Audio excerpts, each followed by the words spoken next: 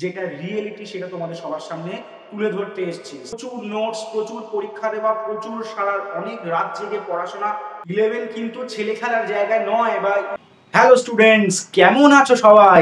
আমি কিন্তু হেভি আছি, খুব ভালো আছি। তো পড়াশোনা তো করতে হবে এবার কিন্তু পড়াশোনার মধ্যে সবাইকে ফোকাস করে ঢুকতে হবে, কারণ আমাদের ক্লাস মাধ্যমিক কিন্তু হয়ে গেছে। রেজাল্ট কবে বেরোবে তার অপেক্ষায় থেকো না। আমাদের কিন্তু ক্লাস 11 এর পড়াটা আজকেই শুরু করতে হবে। যারা মনে করছো সায়েন্স নেবে, এখন থেকেই অ্যালার্ট হয়ে যাও। আমি কিন্তু বাজে কথা বলবো না, আমি কিন্তু একবার বলবো না ও দারুণ সহজ, কোনো ব্যাপার না, সায়েন্স নাও পেয়ে যাবে, দারুণ ক্যারিয়ার আছে সামনে, অনেক কিছু জায়গা খোলা আছে। না না না না না, ওটার জন্য কিন্তু ভিডিওটা দেখো না। আমি কিন্তু সত্যি কথা বলতে এসেছি, যেটা রিয়েলিটি সেটা তোমাদের সবার সামনে তুলে ধরতে এসেছি। সায়েন্স ক্লাস 11 কিন্তু প্রচন্ড কঠিন, প্রচুর পড়াশোনা করতে হবে, 12-13 ঘন্টা পড়াশোনা করতে হবে। অনেকের ক্ষেত্রে 7-8 ঘন্টা তো হয়ে যায়, কিন্তু আমার মনে হয় আমি যদি তোমাদের জায়গায় থাকতাম আমার কিন্তু 11 থেকে 12 ঘন্টা পড়াশোনা করতেই হতো। প্রচুর নোটস, প্রচুর পরীক্ষা দেওয়া, প্রচুর সারার অনেক রাত জেগে পড়াশোনা, অনেক কিছু কিন্তু একসঙ্গে থাকবে এই আগামী 2 বছর, অর্থাৎ 4টে সেমিস্টারে। তোমার তো সবাই জানো তোমাদের ক্লাস 11-12 এর দুটো করে সেমিস্টার, অর্থাৎ সেমিস্টার 1 থেকে সেমিস্টার 4 এ ভাগ হয়ে গেছে। এখন আর ক্লাস 11 এর পরীক্ষা বা ক্লাস 12 এর পরীক্ষা বলে কিছু থাকছে না। তাই সেমিস্টারে কিন্তু আরো কঠিন হয়ে গেছে ব্যাপারটা। এত চ্যাপ্টার, এত জিনিসপত্র, এত টপিক, প্রত্যেকটা টপিকের আলাদা আলাদা এমসিকিউস, কোয়েশ্চেন্স, এই সমস্ত কিছু কিন্তু তোমাদেরকে আগামী 4 থেকে 5 মাসের মধ্যে শেষ করতে হবে। হ্যাঁ, ভাবতেই পারো যে স্যার আপনি তো বললেন 6 মাসের পরীক্ষা। না, 6 মাসের পরীক্ষা হলেও সেশনটা শুরু হচ্ছে কিন্তু এই মাস থেকেই, অর্থাৎ এপ্রিল মাস থেকে শুরু হচ্ছে। তোমাদের রেজাল্ট হয়তো বেরোবে তোমাদের কবে, মে মাসে, কিন্তু সেশন কিন্তু যদি এই মাস থেকে ধরো, তাহলে তোমাদের পরীক্ষা কবে হবে? সেপ্টেম্বর মাসের প্রথমে। তাহলে তুমি ধরে নাও মার্চ, এপ্রিল, মে, জুন, জুলাই, আগস্ট, সেপ্টেম্বর, 6 মাস কিন্তু শেষ হয়ে যাচ্ছে। সেপ্টেম্বরে পরীক্ষা, তাই সেপ্টেম্বরে তো তুমি পড়তে পারবে না, পড়তে হবে তোমাকে আগস্টের 15 তারিখের মধ্যে বা আগস্টের মধ্যে শেষ করতে হবে সিলেবাস। এতগুলো চ্যাপ্টার, কতগুলো চ্যাপ্টার আছে ফার্স্ট সেমিস্টারে তোমরা নিশ্চয়ই জানো। না জানলে আমার আগের ভিডিওগুলো দেখে নিও, আমি প্রত্যেকটা জিনিস এক্সপ্লেন করে দিয়েছি, কোন কোন চ্যাপ্টার থেকে কি থাকবে এবং কোন চ্যাপ্টার থেকে কত নাম্বার থাকবে সেটাও কিন্তু আমি বিশ্লেষণ করে তোমাদেরকে ভিডিওতে জানিয়ে দিয়েছি। পারলে ভিডিওটা ভালোভাবে দেখে নিও আর সবার সঙ্গে শেয়ার করে দিও। তো আজকে আমরা যে বিষয়টা নিয়ে কথা বলছিলাম সেটা কি, সেটা হলো কিভাবে পড়বো, স্ট্র্যাটেজি। 11 কিন্তু ছেলে খেলার জায়গায় নয়, বা ইজিলি পড়লাম হয়ে যাবে, কোনো ব্যাপার নেই। মাধ্যমিকের একটা চটি বই, মাধ্যমিকে কিন্তু 120 পাতার বই ছিল, সেটা কিন্তু এক একটা চ্যাপ্টারে সেটা হতে চলেছে। মাথায় ঢুকে নাও, মাধ্যমিকের 120 পাতার বা 130 পাতার বইটা এখানে এক একটা চ্যাপ্টার কিন্তু 60-70-80 পেজের হতে চলেছে। তো জায়গাটা কিন্তু অনেক বড়, খেলার ময়দানটা অনেক বড়, লেভেলটা কিন্তু ভালোভাবে ক্র্যাক করতে হবে, না হলে কিন্তু সবার থেকে পিছিয়ে পড়বে।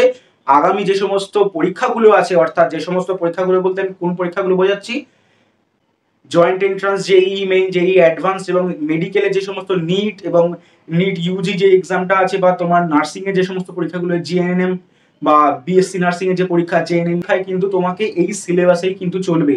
তাই ভালোভাবে পড়াশোনা করো, না হলে কিন্তু সামনের পথে কিন্তু অনেক প্রবলেম আসতে পারে। ভয় দেখালাম কেন বলো তো? কারণ তোমাদেরকে সিরিয়াস করতে চাই, ওই জন্যই ভয়টা দেখালাম। না হলে কিন্তু আমি বলতাম হ্যাঁ ঠিক আছে, কোনো ব্যাপার না, রাতটা মার্কে চলে যায়, এরকম টাইপের একটা কথা বলতাম। কিন্তু পড়াশোনা করতে গেলে সিরিয়াসলি যারা করতে চাও তারা কিন্তু অবশ্যই এখন থেকে যে কিন্তু ভিডিও দেওয়া শুরু করছি, আর কি ভাবে পড়বো, কি স্ট্র্যাটেজিতে পড়বো, কোন কোন চ্যাপ্টার ফার্স্টে শুরু করব, কোন চ্যাপ্টার থেকে কিভাবে নোটস বানাবো, each and everything will be discussed in this channel. তাই সবাইকে বলছি চ্যানেলের সঙ্গে জুড়ে যাও, চ্যানেলটাকে সাবস্ক্রাইব করে দাও যদি ভালো লাগে, ভালো লাগলেও করতে হবে, না লাগলেও করতে, আমি বলছি এখন করতে হবে, ঠিক আছে? আর ভিডিওগুলোকে অবশ্যই লাইক করে দাও, আর যাদের কাছে ভিডিওটা পৌঁছে দেওয়ার কথা তাদেরকে অবশ্যই ভিডিওটা শেয়ার করে দাও। তাহলে তুমি দেখছো যখন তোমার বন্ধু বান্ধব এবং তোমার চারপাশে যারা ক্লাস 11-এ উঠছে, সায়েন্স টেনে বলে ভাবছে, তারা যেন কেমিস্ট্রির জন্য আর কোনো চিন্তা করতে না হয়। আমার ভিডিওটা দেখলেই কিন্তু তোমাদের সমস্ত কিছু একদম ওয়ান স্টপ সলিউশনের মতো চলে আসবে, ঠিক আছে? তো নমস্কার, আমি দেবজ্যোতি গাঙ্গুলি, তোমরা দেখছো দ্য কনফিউজড কেমিস্ট। তো চলো ভিডিওটা শুরু করা যাক। তো চলো আজকে আমরা দেখে নিই যে কি স্ট্র্যাটেজি তোমাদেরকে ফলো করতেই হবে, না হলে কিন্তু ভালো রেজাল্ট তো দূরে থাক, পাস করার জায়গাটাও কিন্তু তোমার কাছে অনেক টাফ বলে তো কিন্তু মনে হতে পারে। তো কোন কোন ভুলগুলো তোমরা বারবার করো, সেই ভুলগুলো কিন্তু আর এরপর থেকে করবে না। তো কোন ভুলগুলো আমরা করব না? প্রথম ভুল, সব থেকে বড় ভুল, সেটা হচ্ছে রেজাল্ট বেরোনোর পরে পড়াশোনা শুরু করবো, সব থেকে বড় ভুল। রেজাল্ট বেরোনোর পরে পড়বো, আমার হাতি লাগাটা খারাপ হতে পারে কিন্তু কথাগুলো কিন্তু প্রচন্ড সত্যি। রেজাল্ট বেরোনোর পরে পড়াশোনা করব বলে একটা চিন্তাধারা মাথার মধ্যে থাকে, হ্যাঁ ঠিক আছে এখন তো কটা দিন ভালোভাবে ঘুরে নিই, যবে রেজাল্ট বেরোবে তারপরে বই কিনবো, তারপরে পড়বো, মানে অনেক কিছু রকম ব্যাপার স্যাপার থেকে থাকে স্টুডেন্টদের মধ্যে, আমরা দেখেছি গত 10-12 বছরের পড়ানোর মধ্যে। তো সব থেকে বড় কথা, রেজাল্ট বেরোর পরে কিন্তু পড়বো এই চিন্তাধারা বাদ দিয়ে দাও। তার কারণ যদি এখন পড়াশোনা না শুরু করো তাহলে কিন্তু ফেঁসে যাবে, জাস্ট ফেঁসে যাবে। তার কারণ পরীক্ষা কিন্তু, বারবার একটা কথা বলছি, পরীক্ষা সেপ্টেম্বরের কিন্তু 1, 2, 3 তারিখ থেকে শুরু হয়ে যেতে পারে। এখন বারবার বলছি পরে ভর্তি হব, মে মাসে রেজাল্ট বেরোবে তারপরে বই কিনবো, ভর্তি হবে, এই কাজটা যদি করো তাহলে কিন্তু পুরোপুরি ভুল করছো। কোনোভাবেই রেজাল্ট বেরোনোর পর কিন্তু পড়লে হবে না। দ্বিতীয় যেটা আমি বলবো সেটা হচ্ছে নেভার স্কিপ ক্লাসেস। কোনোভাবেই কিন্তু ক্লাস মিস করবে না। প্রথম থেকে অত্যন্ত ভালোভাবে মনোযোগ দিয়ে পড়াশোনা শুরু করো। একটা ক্লাস প্রথমে হয়তো 1 মাস উড়ে উড়ে কাটিয়ে দিচ্ছ, এখানে যাচ্ছি ওখানে যাচ্ছি ঘুরছি, 11-এ উঠেছি, সায়েন্স নিয়েছি, বিশাল ব্যাপার, একটা অনেক রকম অরা চলে আসে মনের মধ্যে যে হ্যাঁ আমি সায়েন্স নিয়েছি, বিশাল ব্যাপার করে ফেলেছি। ওই করতে গিয়ে 1 মাস 2 মাস কিন্তু কাটিয়ে ফেলেছো, তারপর দেখবে 3 মাসের মাথায় পরীক্ষা, কি করবো স্যার, মাথা থেকে সব বেরিয়ে গেছে, কিচ্ছু পড়োনি তখন। ক্লাস কিন্তু স্কিপ করবে না। ক্লাস স্কিপ করলে কিন্তু একদমই তুমি সবার থেকে, ভিড়ের মধ্যে থেকে আলাদা নিজেকে যদি হতে হয় তাহলে ক্লাস মিস করলে চলবে না। Never skip classes. থার্ড যে বিষয়টা তোমাদের সঙ্গে আলোচনা করব, সবসময় মনে রাখবে, শুধু ক্লাস অ্যাটেন্ড করলে চলবে না। আমি টিচারের কাছে যাচ্ছি, পড়ছি, ওই তো স্যারের কাছে গেছি, পড়লাম, লিখে নিয়েছি, হবে না। নোটস বানাও। আর নোটসটাও কীভাবে বানাবে সেটাও আমি বলে দেবো। যদি তোমাদের মনে হয় যে কিভাবে নোটস বানাবো স্যার, সেটা আপনি বলুন, তাহলে আমি আলাদা একটা ভিডিও করে সেখানে কিন্তু তোমাদেরকে নোটস বানানো কী করে করতে হয় সেটা কিন্তু খুব ভালোভাবে বলে দেবো, যে কীভাবে নোটস তোমরা বানাতে পারো। যেটা বলছিলাম, শুধু ক্লাস অ্যাটেন্ড করলে চলবে না। যবে ক্লাস অ্যাটেন্ড করো, ধরো আজকে মঙ্গলবার, ক্লাস করলে, আমি কেমিস্ট্রি পড়ে কেমিস্ট্রি কথা বলছি, ধরো chapter 1 fundamental concept of chemistry বা রসায়ন বিজ্ঞানের প্রাথমিক ধারণা, চ্যাপ্টারটা আমি প্রথমটা পড়ালাম, একটা সার্টেন টপিক পড়ালাম। ওই টপিকটা যখন তুমি আমার কাছে পড়লে, বুঝলে, লিখলে, বাড়িতে গিয়ে 24 ঘন্টার মধ্যে বা যখন পড়ে গেছো তার থেকে 6 ঘন্টার মধ্যে কিন্তু রিভাইজ করে দেবে। রিভাইজ যদি না করো তোমার ব্রেন কিন্তু কী হবে, আস্তে আস্তে অন্যান্য অনেক জিনিস তোমার মাথার মধ্যে তখন ঢুকবে, physics, chemistry, math, biology, Bangla, English, অনেক কিছু। আস্তে আস্তে কিন্তু সেই জিনিসগুলো আস্তে আস্তে ব্যাকলগে পরিণত। আবার বলছি ব্যাকলগ। যা পড়বে, যখনই পড়বে তার 6-7 ঘন্টার মধ্যে বা ম্যাক্সিমাম 1 দিনের মধ্যে ওই পড়াটা আবার রিভাইজ করে ফেলো। রিভাইজ করলে তবেই কিন্তু সাকসেস পাবে। এটা কিন্তু শর্টকাট বলে কিছু হয় না। ক্লাস 11-12 তুমি বড় বড় এক্সামগুলো দিতে যাচ্ছ, এখানে শর্টকাট বলে কোনো ওয়ে নেই। There is no shortcut in success. বারবার বলে রাখলাম। যে পয়েন্টটা তোমাদের কাছে নিয়ে আসছি অত্যন্ত ইম্পর্টেন্ট। ছেলেমেয়েরা সব থেকে বেশি ভুল যেটা করে, বেশি নোটস নেবে না। তুমি একটা জায়গায় পড়ছো, একজন টিচারের কাছে পড়ছো, ওখানে যা পড়ানো হচ্ছে তিনি যথেষ্ট কোয়ালিফাইড এই ব্যাপারে, তোমাকে পড়াচ্ছেন যিনি, তারও দায়িত্ব আছে তোমাকে সঠিক থেকে সঠিকতর জিনিসপত্রগুলো তোমাকে দেওয়া, নোটস দেওয়া, ডিপিপি দেওয়া, প্রত্যেক দিনের ওয়ার্কশিট দেওয়া, সেগুলো তোমাকে দিয়ে সলভ করানো।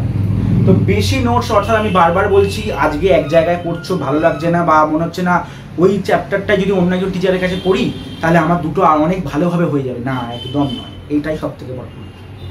কখনোই 10 জায়গা থেকে নোট কালেক্ট করে তোমার আলটিমেটলি কিছু হবে না। সবাই একই জিনিস পড়াচ্ছে, সবাই সেম পড়াচ্ছে, কারোর পড়ানোর ধরন 1, কারোর পড়ানোর ধরন 2, অর্থাৎ আলাদা আলাদা।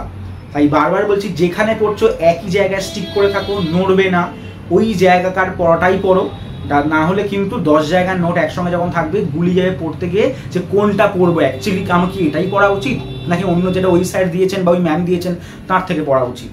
বারবার বলছি এই জিনিসটা করো না, করলে কিন্তু বিপদ কিন্তু সামনে আসতে চলেছে। ভয় পাওয়াচ্ছি না, সত্যি কথাটা বলছি, কারণ কেউ কিন্তু সত্যি কথা বলবে না এখানে এরকমভাবে। সবাই বলবে খুব ভালো দারুণ পড়ো, হেভি ব্যাপার, কোনো অসুবিধা নেই, খুব ভালোভাবে পড়তে পারবে, ইজি ব্যাপার, ও পড়লেই হবে, 5-6 ঘন্টা পড়লেই হবে, কোনো ব্যাপার নেই, এমসিকিউ তো কোয়েশ্চেনগুলো চাপ নেই। না, আসল রিয়েলিটি তোমাকে জানাচ্ছি, যাতে তুমি একটা বিগার অ্যাসপেক্টের জন্য, বিগার পারপাসের জন্য, বৃহত্তর কোনো একটা পরিকল্পনা করছো, সামনের দিনে এগোবে, তার জন্য কিন্তু তোমাকে এইটা বলতে এলাম। না হলে কিন্তু আমার দরকার ছিল না বলার। আমি জাস্ট আসবো, পড়াবো, বেরিয়ে যাবো, আমার কাজ শেষ। আমার তোমাকে মেন্টার বা গাইড করলাম এই কারণেই, কারণ এই জায়গাতে সেই সবাই বলে না হিন্দিতে ভটকে যেতে, চারদিকে বিচ্ছিন্ন হয়ে যায়, যে কী করবো না এটা বুঝতে পারে না। ঠিক আছে, তাই মাল্টিপল নোটস বা বেশি নোট কিন্তু কখনোই রাখবে না, বারবার বলবো। তো 5th পয়েন্ট অত্যন্ত ইম্পর্টেন্ট একটা পয়েন্ট। যতগুলো পয়েন্ট আমি বলেছি তার মধ্যে one of the most important point, যেটা তোমরা সব থেকে বেশি ভয় পাও, স্যার আজকের এক্সামটা না দিতে পারছি না, খুব শরীর খারাপ হয়েছে, আজকে না পড়াটা ঠিক হয়নি, বা আজকে না ঠিক স্যার আমার প্রচণ্ড বমি পাচ্ছে, একটা যা লেম এক্সকিউজ দিয়ে কী করলে স্যারের কাছে এক্সামটা দিতে গেলে না। কত বড় ভুল যে তুমি করছো সেটা নিয়েও যাও না, স্যারের কিছু আসা যাবে না। স্যার কিন্তু বলবে আচ্ছা ঠিক আছে এক্সাম দিতে আসছো না পরের দিন দিয়ে দেবো। ওই পরের দিন, যে তুমি কিন্তু পরের দিন যখন এক্সাম দিতে যাচ্ছ তুমি কমফর্ট জোনে চলে আসছো, তোমার সব তুমি করে নিয়ে যাচ্ছ, কেন এটা করো না? একটা এক্সামও যেন না, আমি বলতে চাইছি একটা এক্সামও যেন এমন না হয় যে মিস করে ফেলেছো। খুব শরীর খারাপ হলো বা মারাত্মক কোনো কন্ডিশন হলো সেটা অন্য কথা, কিন্তু যখনই বা যেদিনকেই এক্সাম হবে, এক্সাম কখনো স্কিপ করবে না, এক্সাম মিস করবে না। টিচাররা যা যা দিচ্ছেন প্রতিদিনের, যা ওনারা পড়াচ্ছেন তার রেসপেক্টিভ যে কোয়েশ্চেন, মানে যেটাকে আমরা বলি ওয়ার্কশিট, প্রত্যেক দিনের ওয়ার্কশিট প্রত্যেক দিন করবে, না হলে কিন্তু তুমি পিছিয়ে যাবে। আবার বলছি, ব্যাকলগ চলে আসবে। কোনো দিন মানে ওয়ার্কশিট বা ডিটিপি যাই বলো না কেন, বা আমরা যেটা বলি টেস্ট কিন্তু যে একটা চ্যাপ্টার হয়ে যাওয়ার পর যে টেস্ট নেওয়া হচ্ছে, টেস্ট কখনো মিস করবে না, নালে কিন্তু প্রবলেমের ওপরও প্রবলেম চলে আসবে, তখন কিন্তু কেউ বাঁচাতে আসবে না, সবাই মজাতে মাথায় রেখে দেবে। তো লাস্ট যেটা আমরা বলতে চাইছি সেটা হচ্ছে নো রেফারেন্স বুক নিডেড, অর্থাৎ কোনো রকম বাজারের যে কটা বই আমরা পাই, ওয়েস্ট বেঙ্গল বোর্ডের বলি বা আইসিএসসি সিবিএসসি যাই বই বলি না কেন, কোনো রেফারেন্স বই কিন্তু আমরা এখানে কোনো নাম নেব না, আমি কোনো রেফারেন্স বই এখানে কিন্তু ব্যবহার করো না। যা নোটস প্রোভাইড করা হবে, যেখানেই পড়ছো, যে ইনস্টিটিউশনেই পড়ছো না কেন, তারা যথেষ্ট পরিশ্রম করছে তোমাদেরকে নোটস দেওয়ার জন্য, তোমাদেরকে বেস্ট থেকে বেস্ট জিনিসপত্র দেওয়ার জন্য। তাই ভুলেও এটা ভেবো না যে যা পাচ্ছি ওটা তো পাচ্ছি, আবার বই থেকে পড়ো। বইতে কিন্তু বিভীষিকা বইটা যখন কেমিস্ট্রি বই খুলবে তখন মনে হবে যে এটা কী পড়ছি, তার থেকে তো স্যারের নোটই ভালো ছিল, বা যেখানে পড়ো না কেন তার নোট ভালো ছিল। তাই রেফারেন্স বই কোনো দরকার নেই, যেখানে পড়ছো সেখানকার স্টাডি মেটেরিয়াল বলো বা নোটস বলো বা যাই হোক না কেন, নিজের নোট, ওখানকার যে স্টাডি মেটেরিয়াল, প্রত্যেক দিনের ওয়ার্কশিট ভালোভাবে করো। তাহলে আরেকবার আমি সাম আপ করে দিই, কোনোভাবেই টেস্ট মিস করবে না, ক্লাস তাড়াতাড়ি শুরু করে দেবো, এপ্রিল মাস থেকে শুরু করে দাও, সিরিয়াসলি শুরু করে দাও, বরং খেলার ছলে শুরু করে দেবো না। প্রত্যেকটা ক্লাস, একটাও ক্লাস মিস করবে না, টাইমে ক্লাস করবে, ওয়ার্কশিট নেবে, নিজের মতো করে নোটস বানাবে। নোটস কী করে বানাবে সেটা আমি বলে দেবো একটা ভিডিও, যদি মনে করো বলতে চাই, যদি মনে হয় যে কীভাবে নোট বানাবো স্যার বলে দিন, আমি নোট বানানো স্ট্র্যাটেজিও তোমাদের বলে দেবো কীভাবে নোটস বানাবে। এই সমস্ত জিনিসগুলো যদি করো তাহলে আমার মনে হয় সামনের দিন তোমাদের জন্য উজ্জ্বল হতে চলেছে। ভালোভাবে তোমরা সামনের কেরিয়ারটাকে তোমরা কী করতে পারবে, ভালোভাবে স্ট্যান্ড আউট করতে পারবে। ঠিক আছে, তো আজকের জন্য ভিডিওটা আমি এখানেই শেষ করছি। যদি তোমাদের কোনো রকম কোনো প্রশ্ন থাকে, কোনো ডাউট থাকে, অবশ্যই কমেন্ট বক্সে লিখবে। আর ভিডিওটা আজকে আমরা এখানেই শেষ করছি। পরের ভিডিওটা কিন্তু আমরা ক্লাস 11 এর চ্যাপ্টার 1 শুরু করছি, অবশ্যই দেখতে থাকো। Thank you so much.